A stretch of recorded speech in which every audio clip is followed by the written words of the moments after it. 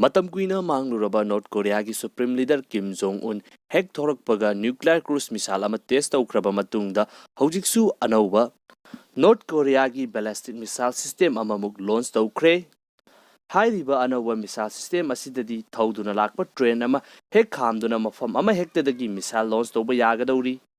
North Korea gi media na thadorokpa hadaki Anouba railway ballistic missile system asi matau karam tawduna launch tawbage haibadugi video footage aduni.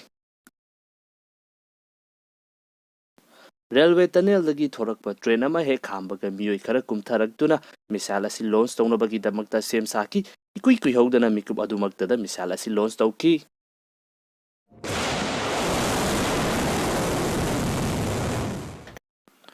Hadaki Anouba missile system asigi sathiba asina karamba matamda amasung karamba mafamdagi missile sing asi kapsillakadawribano haibasi khangdokpada yamna luba ama oigadawri.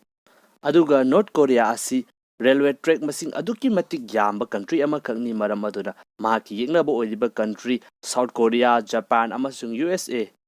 Haujikti North Korea gi lambi khaktada nattana railway track lairiba mayamsing asidasu trace tawba hodaba yaraklaroi. Aduga handaki North Korea na missile test tawba asida Japan gi sida kapsinbadagi country ani gi marakta nungaina daba yamna hengalagli.